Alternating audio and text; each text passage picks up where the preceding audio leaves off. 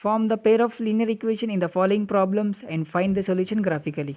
10 students of class 10th took part in mathematics quiz. If the number of girls is 4 more than the number of boys, find the number of boys and girls who took part in quiz. नीचे दिए गए problem से pair of linear equation बनाना है और उसके solution निकालकर graph में represent करना है। 10वीं क्लास के 10 बच्चों ने मैथमेटिक्स क्विज में पार्टिसिपेट किया।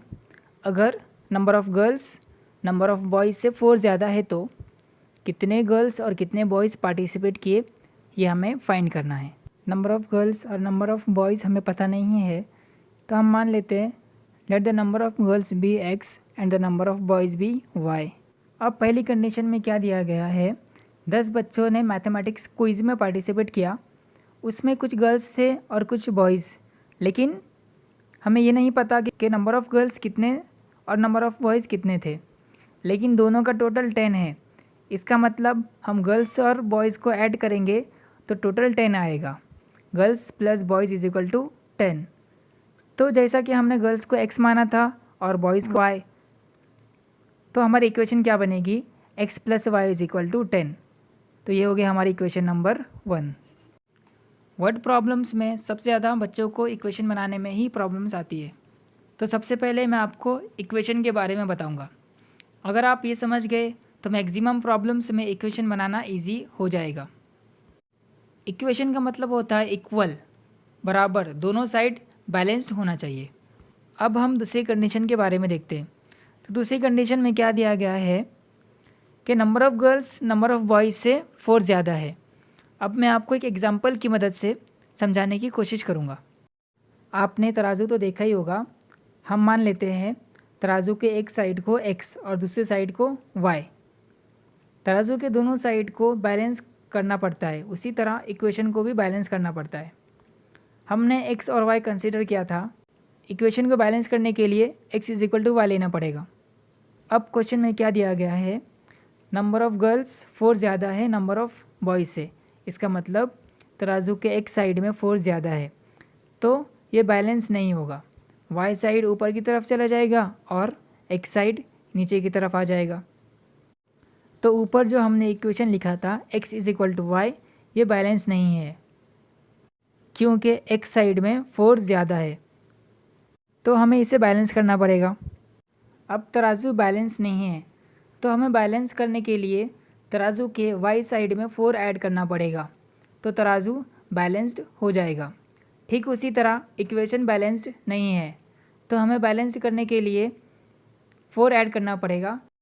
According to the question x side में पहले से ही 4 एडेड है, हमने y साइड में 4 ऐड कर दिया तो इक्वेशन बैलेंस्ड हो गया।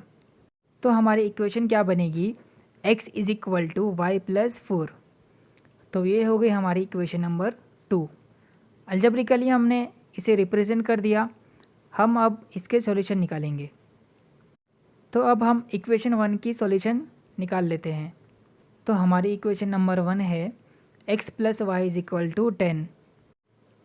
अब मैं x को कंसिडर करते हुए उसकी सॉल्यूशन निकालूंगा। आप चाहे तो y को कंसिडर करते हुए भी उसकी सॉल्यूशन निकाल सकते हो।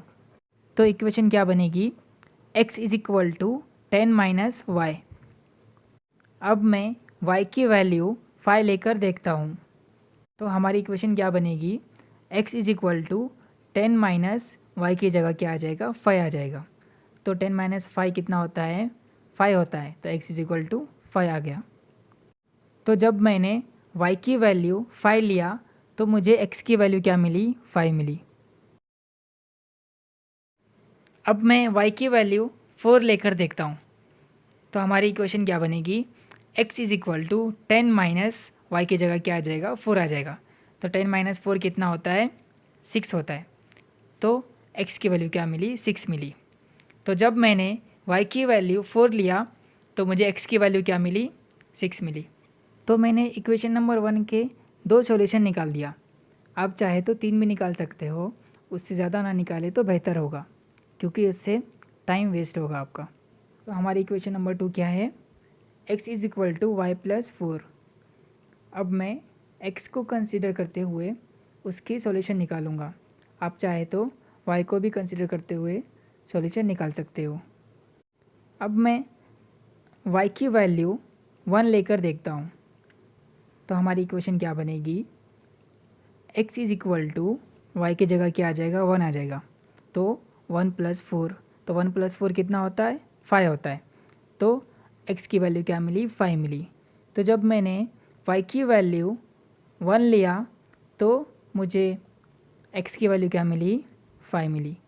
अब मैं y की वैल्यू 2 लेकर देखता हूँ, तो हमारी इक्वेशन क्या बनेगी, x is equal to y की जगह क्या आ जाएगा, 2 आ जाएगा, तो 2 + 4, तो 2 + 4 कितना होता है, 6 होता है, तो x की वैल्यू क्या मिली, 6 मिली।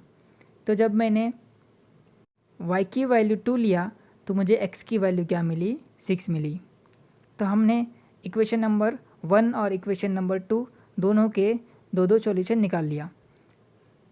अब हम इन दोनों सॉल्यूशन की मदद से ग्राफ में प्लॉट करेंगे। तो सबसे पहले इक्वेशन नंबर 1 को ग्राफ में प्लॉट कर देता हूँ। तो हमारी इक्वेशन नंबर 1 है x + y = 10। तो हमने जो पहले सॉल्यूशन निकाला था उसमें x की वैल्यू 5 मिली थी, तो x एक्सिस पे 5 को मार्क कर देता हूँ। वैसे ही y की वैल्यू 5 मिली थी, तो 5 को y एक्सिस पे मार्क कर देता हूँ। इसी तरह दोनों का इंटरसेक्टिंग पॉइंट निकाल लेता हूँ और उसके कोऑर्डिनेट की नेम लिख देता हूँ 5,5। तो दूसरे सॉल्यूशन में x की वैल्यू हमें 6 मिली थी, तो 6 को x एक्सिस पे मार्क कर देता हूँ। वैसे ही y की वैल्यू हमें 4 मिली थी, तो 4 को y एक्सिस पे मार्क कर देता हूँ। दोनों का इंटरसेक्टिंग पॉइंट निकाल लेता हूँ और उसके कोऑर्डिनेट के नेम लिख देता हूँ 6,4। अब हमें इक्वेशन नंबर 1 के दो इंटरसेक्टिंग पॉइंट मिले, दोनों को ज्वाइन कर देता हूँ। तो हमने इक्वेशन नंबर 1 को ग्राफिकली रिप्रेजेंट कर दिया। अब हम इक्वेशन नंबर 2 को ग्राफिकली रिप्रेजेंट करेंगे।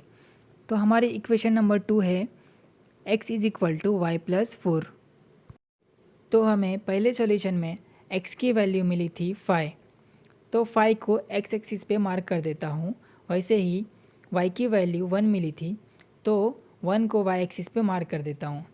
वैसे ही दोनों का इंटरसेक्टिंग पॉइंट निकाल लेता हूँ और उसके कोऑर्डिनेट के नेम 5,1 लिख देता हूँ। अब हमें दूसरे सॉल्यूशन में x की वैल्यू 6 मिली थी, तो x एक्सिस पे 6 को मार्क कर देता हूँ। वैसे ही y की वैल्यू 2 मिली थी, तो 2 को y एक्सिस पे मार्क कर देता हूँ। इसी तरह दोनों का इंटरसेक्टिंग पॉइंट निकाल लेता हूँ और उसके कोऑर्डिनेट के नेम लिख देता हूँ 6,2। अब हमें इक्वेशन नंबर 2 के दो इंटरसेक्टिंग पॉइंट मिले, दोनों को ज्वाइन कर देता हूँ। तो बच्चों आपने ऑब्ज़र्व किया होगा कि दोनों लाइन एक पॉइंट पे इंटरसेक्ट हो रहे हैं, तो उस पॉइंट से x और y एक्सिस पे परपेंडिकुलर लाइन ड्रॉ करना है। तो हमें इंटरसेक्टिंग पॉइंट मिला x एक्सिस पे 7 और y एक्सिस पे 3। तो जैसा कि हमने नंबर ऑफ़ गर्ल्स को x माना था और x एक्सिस पे हमें 7 मिला, तो टोटल नंबर ऑफ़ गर्ल्स कितने हुए, 7 हुए। उसी तरह बॉयज़ को हमने y माना था और हमें y एक्सिस पे 3 मिला, तो टोटल नंबर ऑफ़ बॉयज़ कितने हुए, 3 हुए।